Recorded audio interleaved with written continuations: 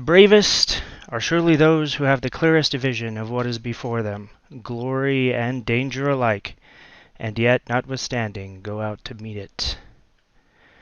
Welcome to the final unit of the supplemental academics for the Basic Combat Training Certification. This is Small Unit Tactics Close Quarters Battle, presented by 7th SCE Training Command for members of 1st SCE. It is part of the Basic Combat Training Syllabus and is required for completion with the Basic Combat Training Syllabus. Alright, this is going to be a little bit like drinking from a fire hose, so hang in there. We'll have some time for questions at the end, but what I really want you guys to do is start practicing this stuff. This is probably one of the more applicable academics for the kinds of teamwork that we're going to be trying to foster. I've tried to pare it down as much as I can. I think I can get it in here in under 45 minutes, but like I said, it's going to be quite a bit of info. If you don't get it at first, that's okay. We're going to try to start practicing a little more regularly, and that's where you're really going to learn it. You could spend the rest of your life practicing it and still be learning. So if you're overwhelmed, don't worry. We'll get you there. So basically, close quarters battle is all about the angles game. And essentially, we're talking about three different types of angles. We're talking about L's, which is a 90-degree angle like this, a T, which is an intersection where you've got a long piece and then one piece sticking out here, you know, like a T, and then you got your four-way intersections, which have the most angles. So we're going to start by talking about the most simple angle, a 90-degree angle here. I should mention on this slide, this could be, so when we're looking at these, this could be a street or an alley outside with buildings, or these could be hallways and rooms inside buildings. The basic concepts are all pretty much applicable across those two. It's just sort of the scale and the way you move change just a little bit. So talking about a 90-degree angle, one of the first things I want to bring up is the concept of a threshold. This occurs, a threshold is an imaginary line that extends out from any angle, not just a 90-degree exterior angle like we have here, but it's an imaginary line where if you pass that part with any part of your body or your equipment, you'll be able to be seen from someone who's standing down that angle. So here you can kind of see the threshold here. If we were looking down this hallway, the threshold would be right here. And you can see if you move forward just a little bit, this person is past the threshold. Even though their feet are not past the threshold, their body is not past the threshold. You can see their muzzle, their hand here, so that would be considered crossing a threshold. So when you guys are moving inside structures, outside structures, anywhere where there's angles like this of cover or concealment, I want you to start being very, very much aware of where the thresholds are at. What this does for you, the reason you don't want to break a threshold unless you're ready, is that it gives the enemy the combat initiative, and essentially whoever's got that initiative is determining the terms of the engagement, determining when it starts, and the person with the initiative usually has more time to prepare and make active decisions instead of reactive decisions. So right there we've got a break in that threshold. Okay, so how do you negotiate 90-degree angles like this? There's a lot of ways. I'm going to talk about two basic ways that you can do this, and the first one is called a high-low. And that's basically where you have two soldiers who are going to simultaneously and instantaneously clear this 90-degree angle. It's pretty quick, it's kind of sudden, but you do get two guns pointed down this danger area here, right? Because we don't know yet what's around this corner. So you get two guns very quick down on this danger area. So you can surprise people, but whatever you see is going to be a surprise for you too. So it can be very quick. It's also very simple, but it's a little bit abrupt. So basically what's going to happen here is the lead guy is going to ask his buddy if he's ready, just to make sure. The guy's going to say, yep, ready.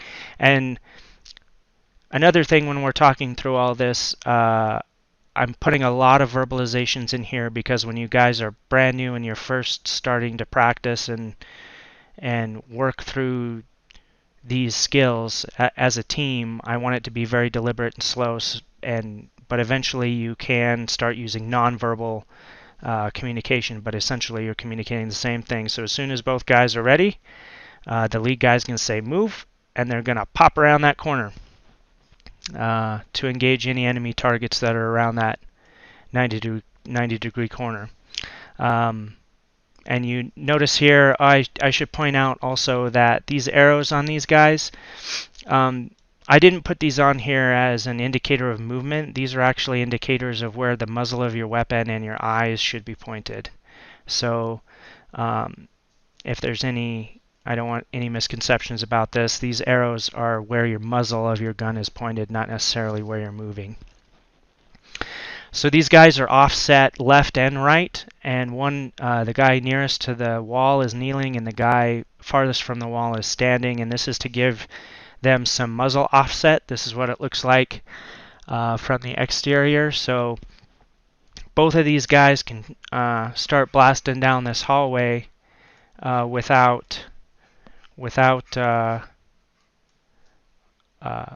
minimizing the danger of friendly fire. So they both have their own little lanes of fire here. This is very close and very dangerous, but you're trying to maximize not just left and right like this here, but also there's a little offset on an angle here. So you just want to try to give each other as much space as you can without totally just blasting out into this open area here. Okay, so you can kind of see with these guys, their muzzle flash, that they've got some offset when they come around that corner. And if that guy, this bottom guy here, should definitely not just stand up, right? But if for some reason he does have to get up and move and get out of the way and maybe move back behind cover, you want as much of a safety margin there as you can build in without sacrificing cover too much, just so you don't blast your buddy in the back of the head. So that's what a high-low looks like. The next method is called slicing the pie. I'm going to use one person for this example to keep it simple. You can do it as a two-man team, but it requires a higher degree of experience working with each other and a little bit more practice with fluid movements. So we're going to start this off with one guy slicing the pie, and it's a slower, more methodical way of clearing an angle that you can use to essentially cut up the area that you're clearing into little pieces of a pie. So again, we want to be aware of our threshold here. We don't want to pass the threshold. And in this case, this guy's going to actually start moving out this way on an arc. And this is going to give him more time to process all the information that's over here.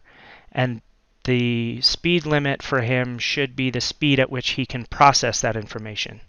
So it might be pretty slow if you're just starting out, very slow and methodical, or if there's a lot of visual information going on over here, you need to be moving as quickly as you can process that information So not too fast, not too slow, but this is more methodical, and it's gonna let you keep that initiative longer. Because when you both pop around the corner like that, it's kind of like Jack in the Box, like surprise.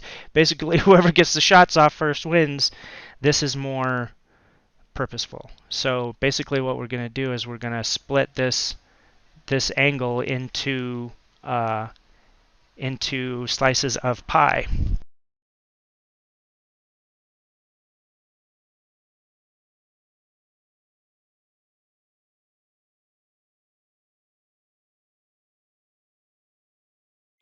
Hold on just a sec, dealing with some noise. Sorry, guys.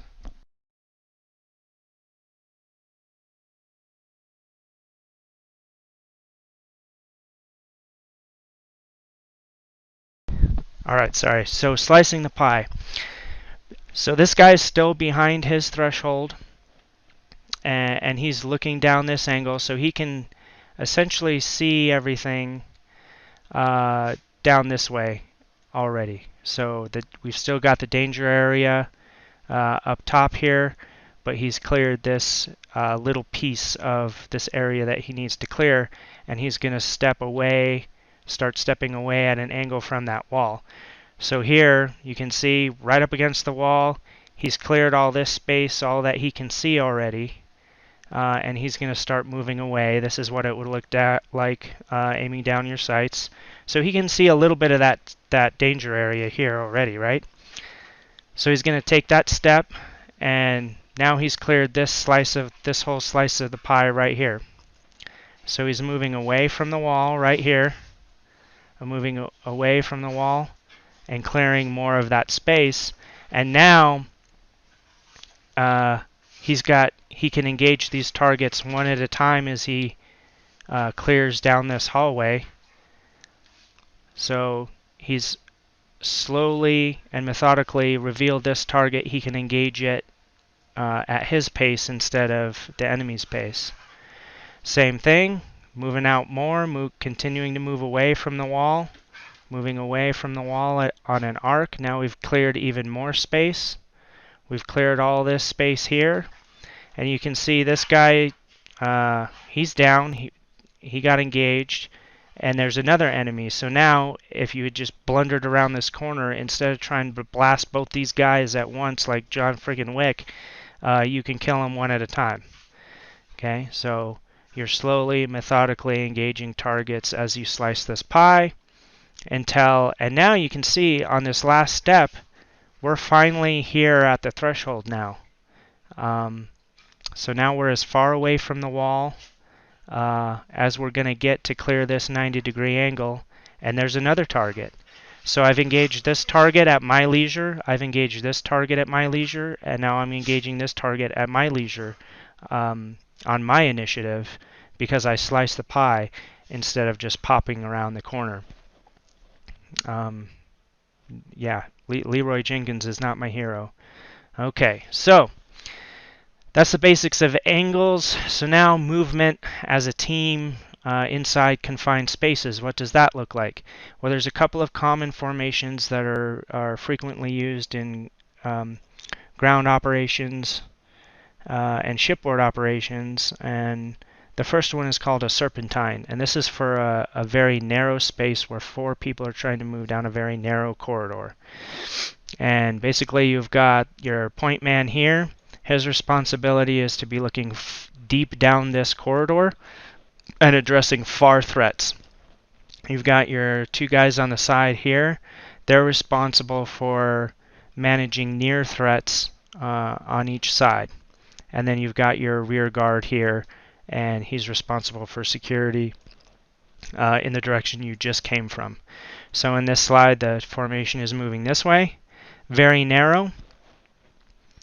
Team movement, all right? And so this guy's going to need to be, this guy's job is kind of hard because he's going to have to be looking back and forth very frequently and communicating well with his team so that he doesn't get left behind and he doesn't bumble into something if these guys stop.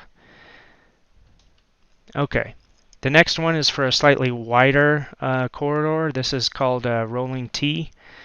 This point man is still managing far targets down the corridor, except now that you've got a little bit more room for the muzzles of your weapons to maneuver, the guys on the sides are actually going to switch to cross coverage to the far side of this corridor that they're walking down. And the reason for that is that we were talking about the angles game, and we're going to talk about intersections here in a second, but these guys can, if there is an opening here, if there's a door right here, the guys on the far side are going to be able to see deeper into the space on the far side than they will if they were trying to look at the near side. So that's why you switch to cross coverage, is so that these guys on the side here can get a deeper view down any lateral spaces that you have, and then you still have your rear security guy. He's doing his same deal. The last one I want to talk about is called Rolling Thunder, and this is for like a really wide area or a street. And at this point, like if you're outside of a structure or in a very, very wide open linear space, instead of having guys in the middle where it'll be much more difficult to find cover, for example, you're going to basically split into two buddy teams and checking basically on a fan. Like this guy's going to be checking on a fan here, and this guy's going to be checking on a fan here as you're moving. If there are deep spaces on the sides that need clearing, these guys can visually clear that as they're moving. These guys can cross cover. So this is almost like a hybrid. If you guys remember the formations out in open terrain, this is much more of like a head on a swivel, because the area that you have to keep track of is so much larger. It's a lot more difficult to have a very sort of strict like you're covering here, you're covering there, because it's more open. And then the guys in the rear should be periodically checking rear security. All right, so how do we clear a junction here? So here we have a T intersection, right? This could be a T or an L. We'll talk about that in a second. But let's say this team is moving down this corridor, and they want to continue this way and bypass this corridor here. How do we sort of approach that? So we've got a team here and a rolling T approaching the junction.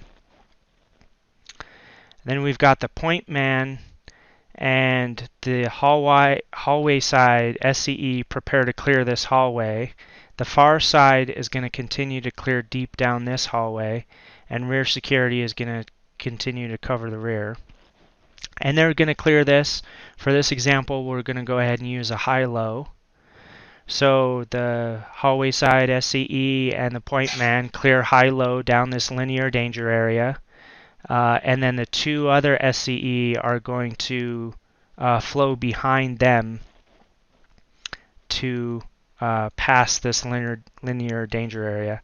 And again, that principle of 360-degree security comes up from the formations academics, except it's easier because you don't actually have to cover 360 degrees.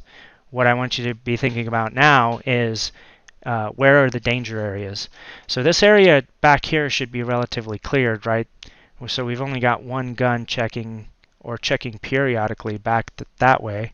But we have a danger area over here too. We don't know what's this way, and we don't know what's this way.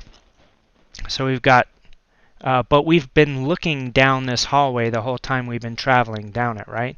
So the biggest threat is here, so we've got two guns pointed that direction. All right. So as these two SCE are moving behind them, the point man can slide laterally across the hallway, and then this guy Once the rear security starts passing, he can start to move laterally this way as well, maintaining security down this danger area. And then they sort of collapse as everybody's passed this threshold, right? Because we have another threshold here. As people are passing back into this threshold, we sort of lose sight, and to a certain extent, like we have to keep moving this way, right? So the formation is just gonna go ahead and collapse back in to their formation and continue down the hallway.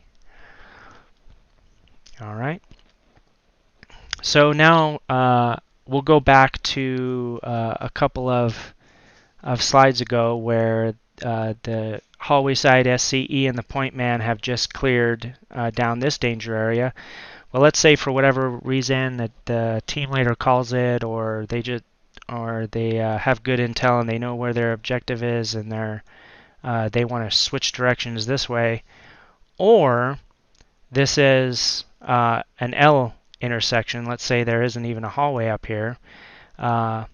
Essentially, the whole team is just going to sort of wheel around this L intersection.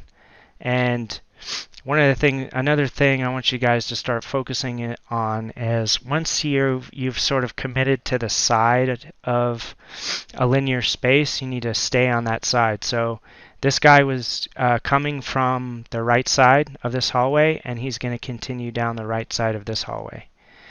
The point man was in the middle. He's going to continue down the middle, and the guy on the left is going to come around to the left. Okay, this is important for any size team. If you're in a tight space like this, you've got to pick one side or the other and own that side. That's your space, that's your lane, and you kind of need to stay in it, because if you start crisscrossing as you're moving down a hallway, you're just asking for a friendly fire incident. And nobody wants that. It sucks really bad in real life, and it's actually going to suck a bit in Star Citizen too, because if one of your guys goes down, it's not like you can just wait for the next round to respawn and come back in. Now we've got to deal with, either getting you back in the fight or medevacing you out of that area. So the more we can maximize our survivability, the more effective we'll end up being in Star Citizen. Because if you end up having to respawn, you're going to be all the way back at the hospital ship, or all the way back at a medical center, or all the way back, at what is it, the tier 1 beds? Yeah, you're going to be all the way back at wherever you put your regen point at, and you're going to be worthless to the rest of the team. So just my little harp on that. So now what happens if we're coming at a T intersection from the other direction? Instead of coming down one of these long sides, we've come up to where it bifurcates. So the team here is approaching the intersection, and basically the flanking guys are going to stay on the flanks and start to cross cover. So this guy's going to move up here, and then just visually, without crossing that threshold, they're going to start cross covering. So that's what this looks like.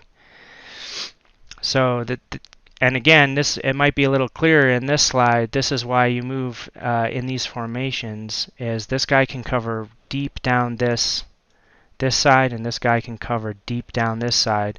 Whereas if they were just looking forward from that first slide, the little angles, you'd only be able to see a tiny bit into this hallway here. So we want cross coverage before we enter. And generally what we're trying to do is visually clear as much of the space before we enter it, before we cross that threshold, as we can. That's going to give us more information about the environment we're about to enter, and it will allow us to engage threats as they appear before we commit to this whole new space right here. This whole new corridor. Okay, and then basically at this point, you guys are going to flip out in two-man teams. They call it a flip because each of these guys is going to switch once you're ready. You've cleared as much as you can. You've gathered any information you can get from it. These guys are going to flip, and these guys, their battle buddies, are going to follow them in the same direction to cover down the hallways. All right, and then whatever direction that you need to move to, the team. So you're simultaneously clearing both directions, and then whatever direction you need to move in, the team will just collapse in that movement of direction. It could be left, it could be right. And it's worth pointing out that in a situation like this, if we are going this way, this guy might end up being the point man if we're moving that way. So there needs to be a certain level of fluidity to the positions that you're comfortable filling. So everybody's got to kind of know everybody's job, and that'll come up again when we start talking about clearing rooms, because you won't always be in the same order stacking up on a door. So these guys collapse in the movement, in the direction of movement, and reconsolidate, and Charlie Mike. Four-way is very similar. We've got the team approaching. They're going to do their cross coverage deep of these hallways here. They're going to flip to cover each of these, because again, remember, as we've been moving down this hallway, we've been looking down this hallway the whole time, right? These guys at this point are still looking down deep into this hallway. So, and these are the danger areas. The far ends of these hallways, we have no idea what's down there. We don't know what the threats are. So all the guns are going to point down those hallways. And then if you're going to continue on, you can either collapse like we did, just like with the T, to move left or right, or you can move laterally across the hallway. So these two rear guys, grab my pen. These two rear guys can move laterally, continuing to cover these deep danger areas, and then these guys.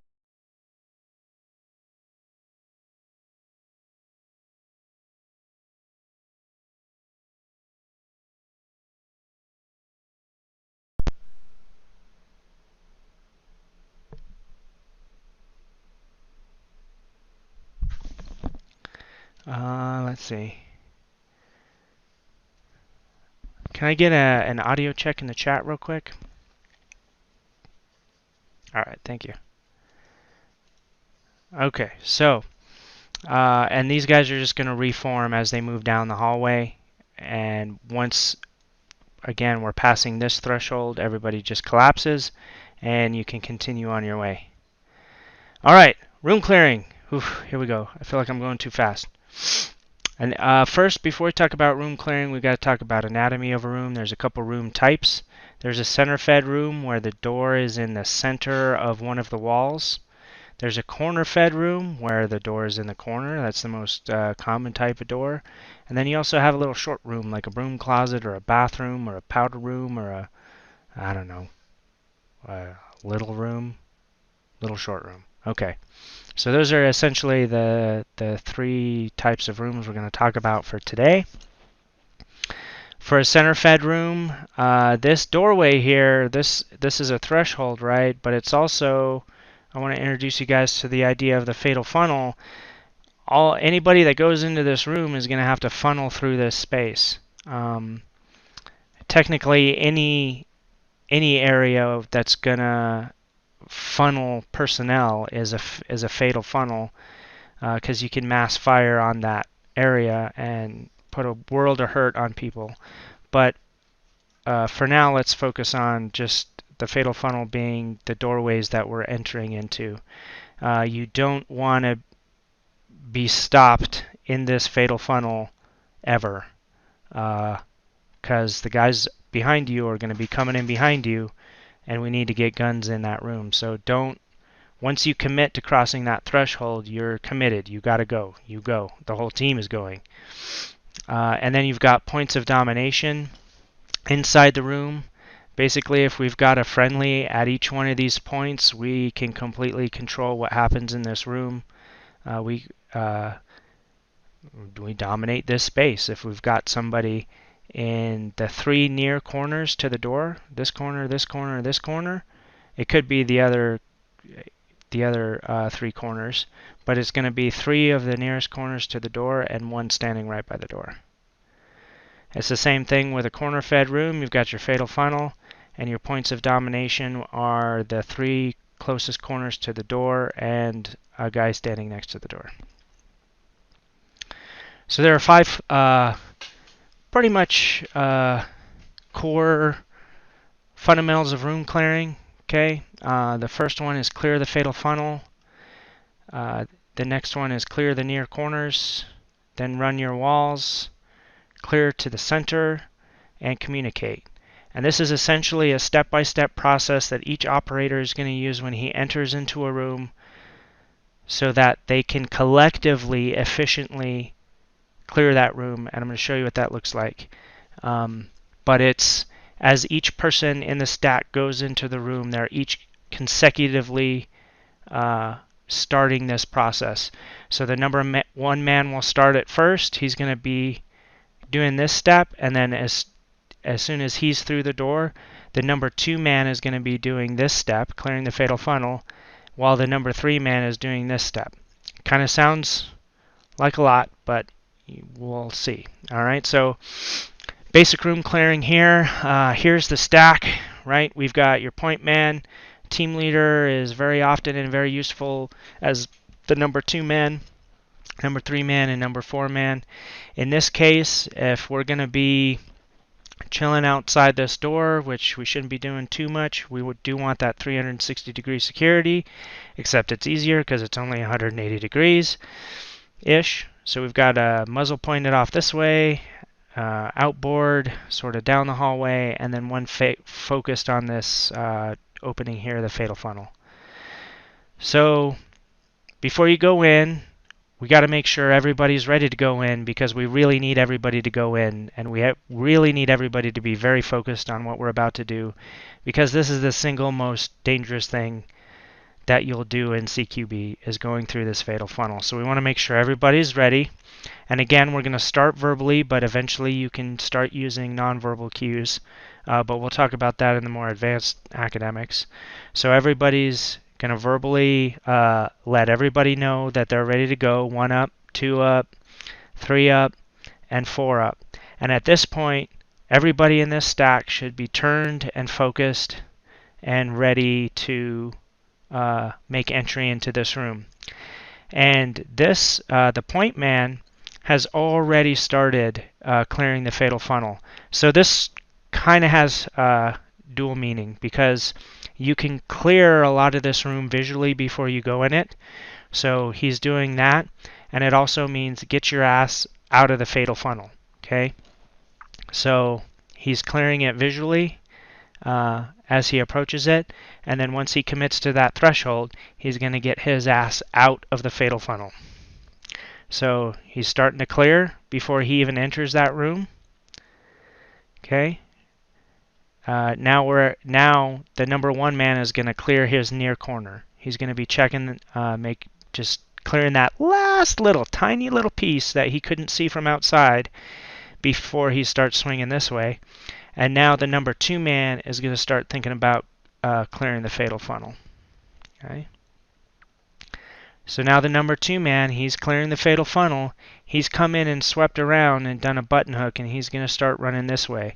So whenever you enter and clear a room, you're going to go the opposite way of the man in front of you, and the number 1 man is always right. It doesn't matter if you think, oh, that was a stupid move for the number 1 man to go left or go right. Doesn't matter. That's the decision he made, so you're going the other way. And then everybody in the stack is going to go the opposite way of the person in front of him. Okay?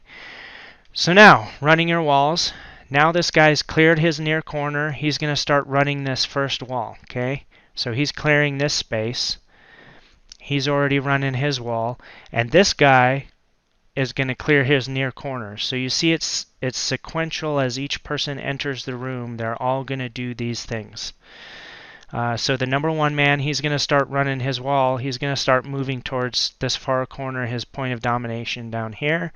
And this guy's going to start clearing his near corner. Okay.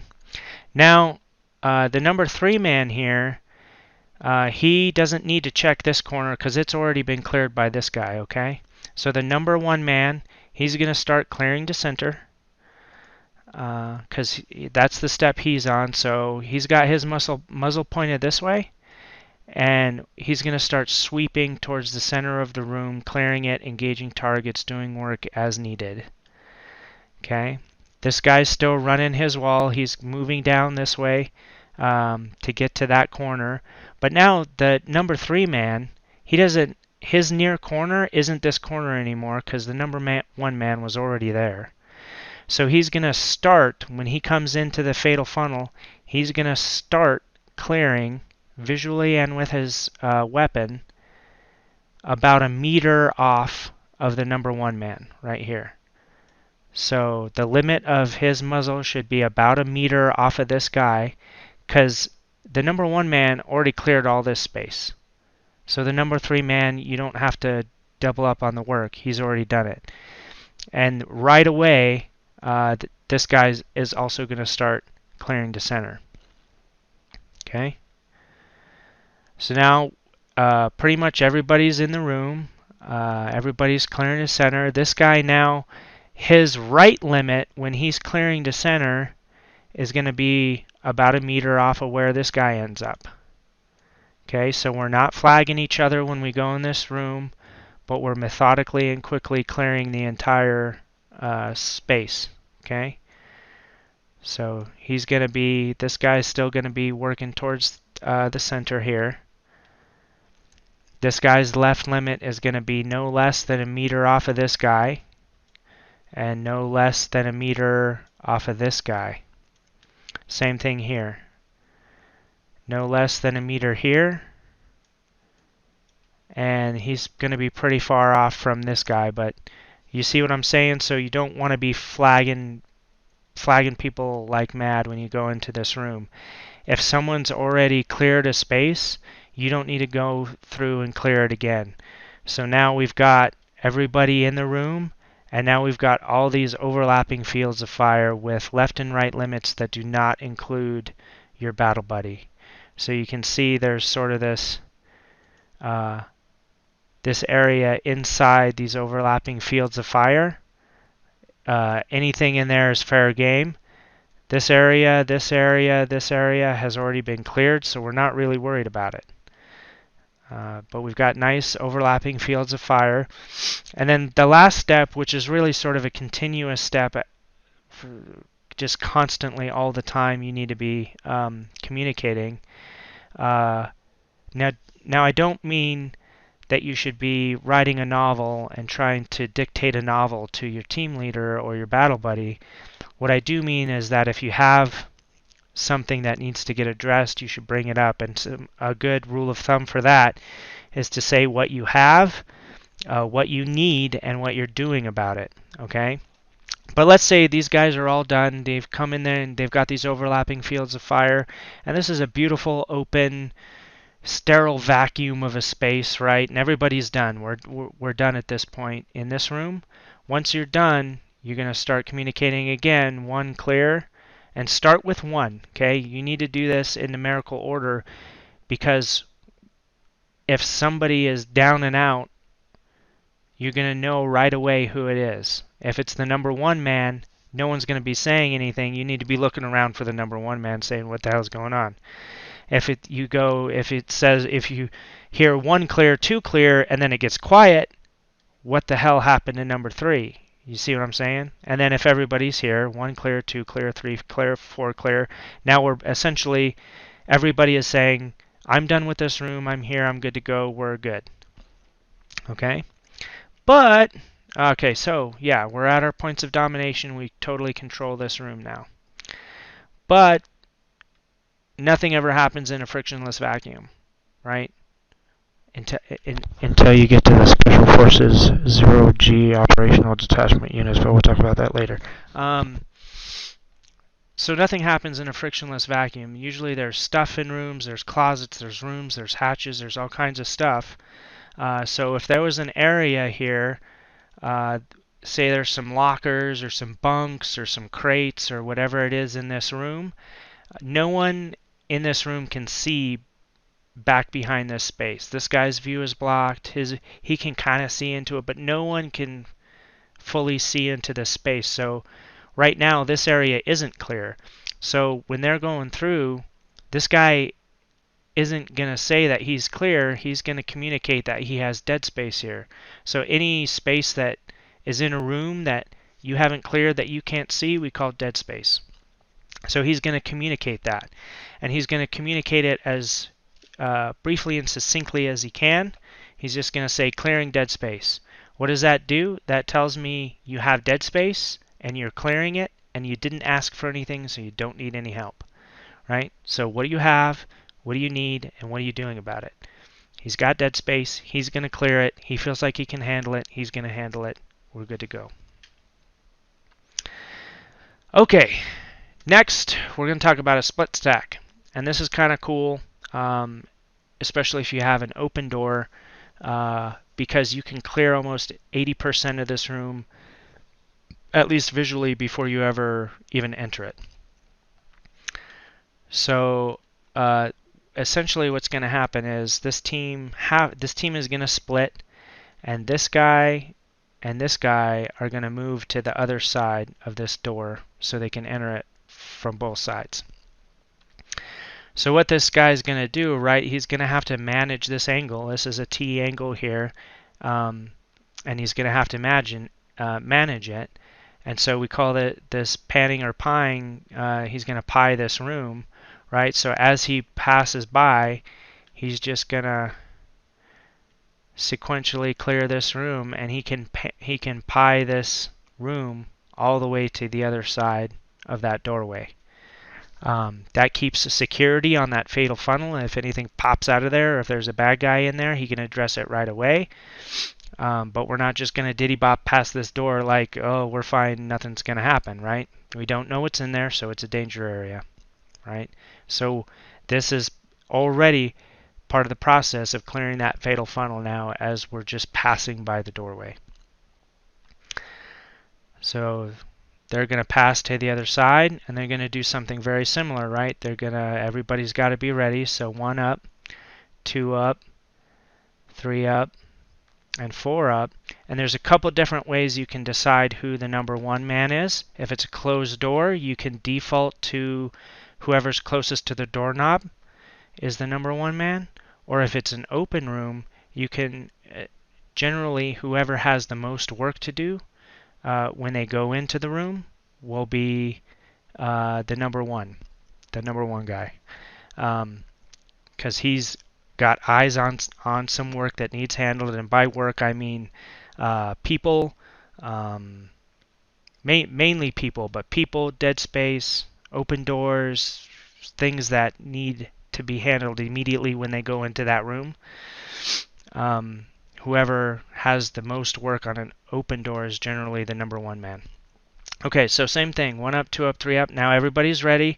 Everybody's going to start focusing now, because see here, we've got our 180-degree security in this case, and now we have 2 guns, right, focused on this fatal funnel. So everybody's ready. Everybody's going to start focusing on entering into this room, and it's going to be the same thing, right?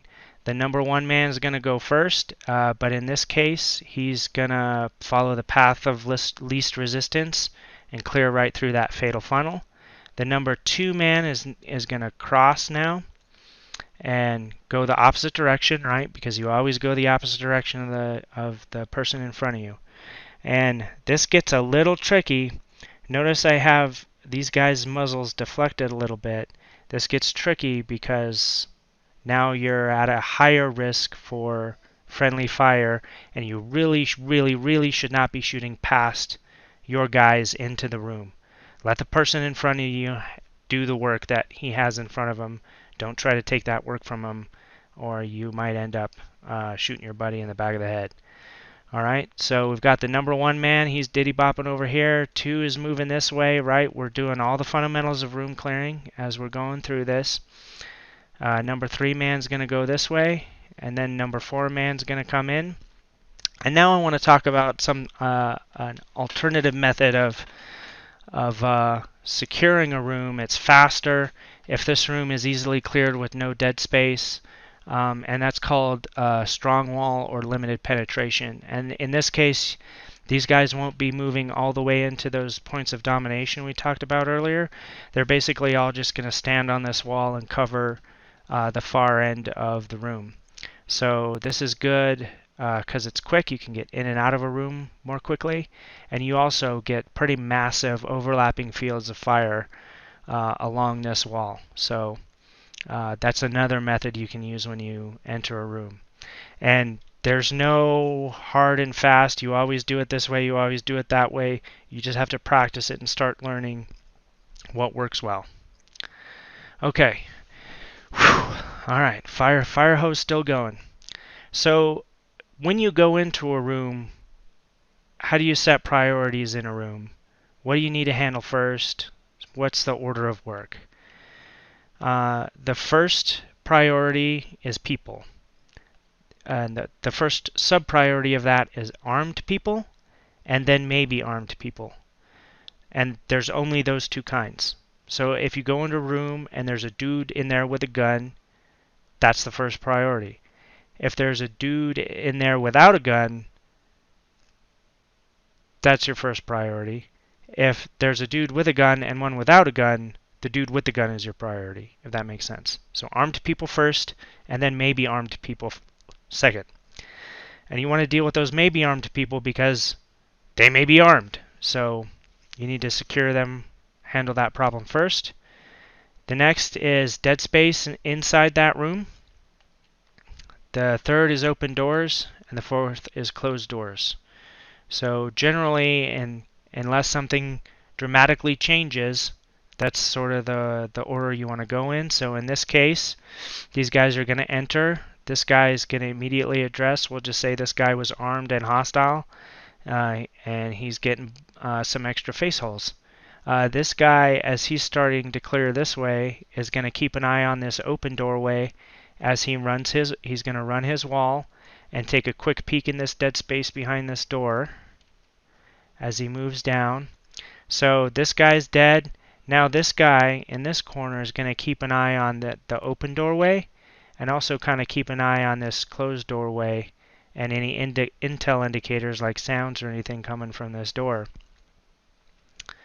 Okay, quick peek here. And then he's going to do what we do with T-angles, right? He's going to start pieing this space over here. And as he's moving, this guy's limit of fire, right, is going to follow him. So if he's over here, now this guy knows this guy is handling this open door. I don't need to worry about it, right? If I'm this guy, I don't need to worry about this door anymore because it's that guy's job now.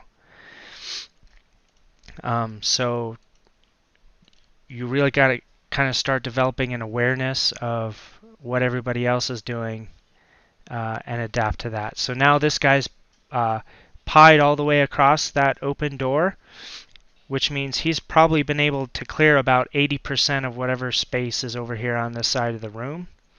And this guy can focus solely on this door. All right. And at that point, you'd have to kind of decide what direction you want to go. Maybe you know the objective is over here, you need to go that way. Maybe this is a broom closet and it doesn't matter, we're going this way anyway. So there's a decision point here that needs to be made. But I'm going to bring up something from our good friends in the fighter pilot community that we stole this from. Continuously throughout this whole process, you want to be working through an OODA loop. So the OODA loop is observe, orient, decide, and act. When you're observing, you're gathering information about your environment. When you're orienting, is based on your priorities and your training and your experience. And then once you have the information and the context, you decide based on that training and experience what you're going to do, and then you act on that. And you always want to be working. You always want to be looking for work. Even if it's just pulling security, don't be standing around picking your nose. You want to be constantly working. All right? Okay. So yeah, we could say this is this is another word I want to bring up is a termination. So a termination is sort of the end of flow through an interior space. It could be just maybe this room doesn't have any doors or openings. That would be considered a termination.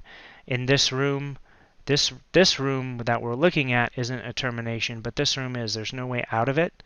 So that kind of makes it easier. We can continue flowing towards a termination through this door here.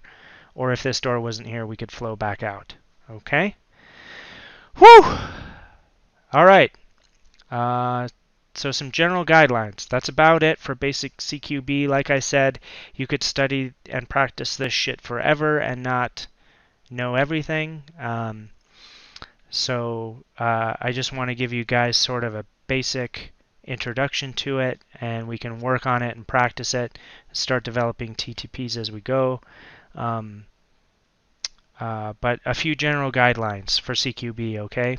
So generally you want to follow the path of least resistance. If something's just too fucking crazy hard to get through, it's an obstacle, whatever it is, it's something in a room while you're flowing into a room, you want to try to follow the path of least resistance and flow like water to those terminations. That's the end goal, is that you're just moving steadily like a river through these spaces. Okay, work those angles. CQB is all about an angles game.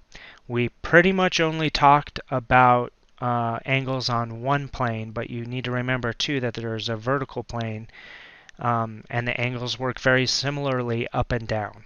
And we can talk more about that kind of stuff in a later academics. 360-degree security, only easier, right? Because generally inside structures you don't actually have to cover that full 360-degree arc. And lastly, communication.